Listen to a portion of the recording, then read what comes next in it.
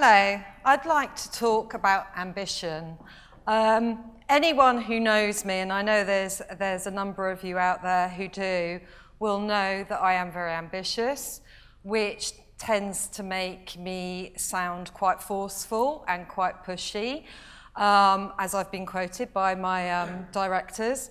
But actually what it means is I'm really passionate about what I do. So not only am I passionate about Highcross, I'm really passionate about Leicester. Now, I don't come from Leicester. As you would have heard, I've worked for a number of different retailers. I actually started on the South Coast, and my plan was with my husband to move across the South Coast until we ended up in Somerset, but found ourselves in the Midlands instead. And actually, when I got offered the job to come up to join the team at Highcross and to lead it, and I got really excited about the prospect about being in Leicester, having visited a couple of times. I did get an awful lot of comment about why on earth would you want to go to Leicester. But fortunately, all those people who I now know why I want to be in Leicester. And when I told my mum, who's my biggest fan, what I was doing today, and I actually went through my talk with her, she says, but that's how you talk all the time. You didn't have to learn that. You're always saying how great Leicester is. However, I do agree with Fiona on a number of points, which is actually we don't push above our weight. We don't self-promote enough. We're actually quite shy in the great things that we do. And that's one of the biggest frustrations for me. So I just want to take you back a bit to talk about retail, because that's what I am. I'm a retailer through and through. Retail has changed significantly. It's changed in the 7 years that I've been at Highcross.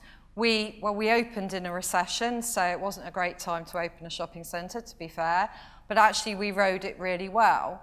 But what the recession did was actually change the way people shop. It changed the way you shop, and it changed the way I shop.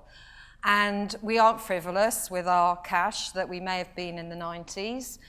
We're actually very considered, which means we think about value, whether it's top end, bottom end. We really think about what we're going to buy, how we're going to buy it. We do the research, we go online, we check prices, we do competitive surveys, and we try and get the best value. And that has translated back onto the high street. And when I talk about high street, I'm talking about the whole of the retail hub in Leicester. So we are far more considered, but actually we've changed the way we spend our time as well, because leisure has actually become really important. It's a fundamental part of the whole retail environment. And it's key, and it's actually one of the growing categories. Hair and beauty and leisure are the fastest growing categories. And particularly after 5 o'clock, which is one of the biggest frustrations for me, is we're really successful at Highcross after 5. In fact, we're growing year on year by about 25%, which is phenomenal. But the city isn't. It's still really slow, and that's because the city isn't open. And our customer demands that actually we're there for them on their time.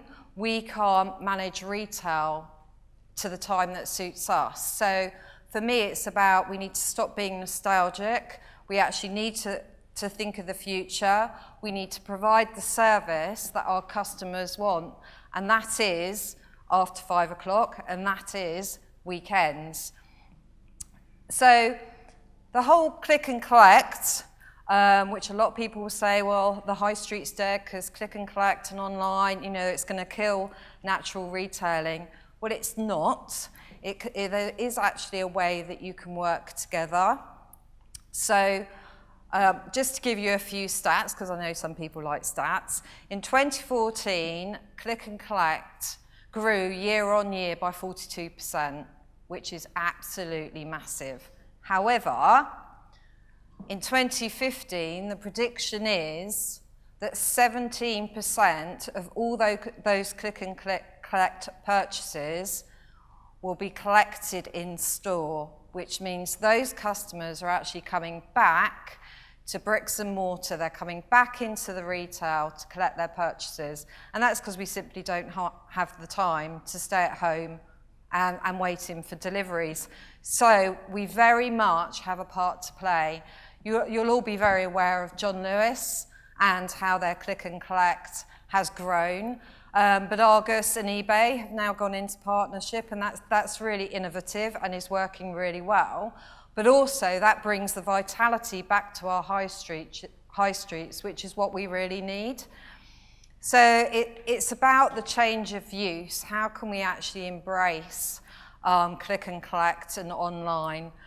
Just to give you another few examples, and some of you will be aware that we recently announced a new retailer that was coming to Highcross, one that I'd personally been trying to get for 7 years, but it's all about creating the right space, making sure the customer demand is there, and we would never bring a retailer in who we didn't actually feel that it was ready for the city and the city was ready for them.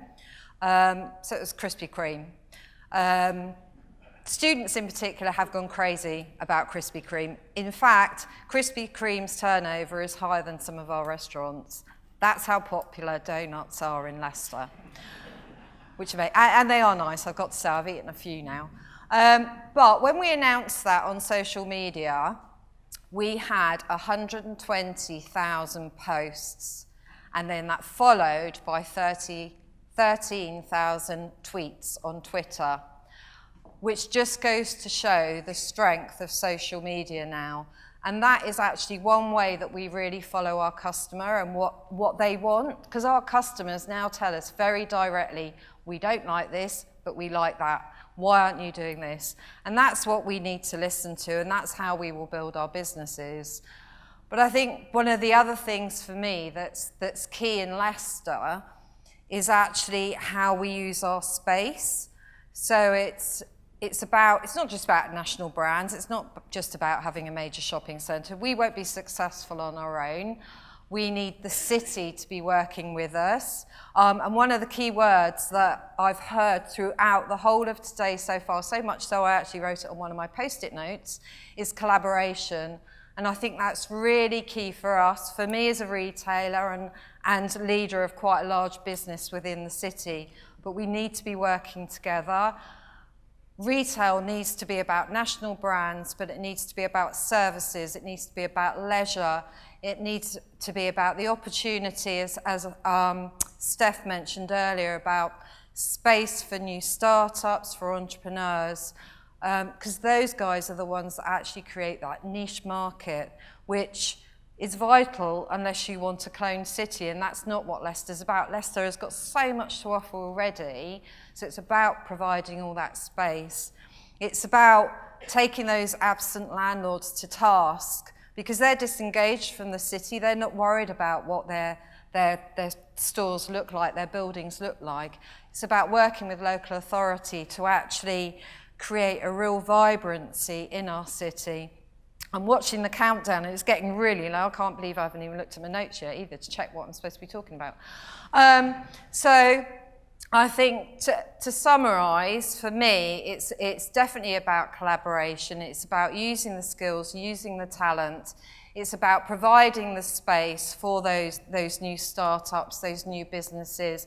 It's about working with local authorities to deal with the issues such as transport. I noticed on the post-it notes upstairs, transport is a big theme within this room as an issue. And, you know, we want a future in this city, but we all have to work together.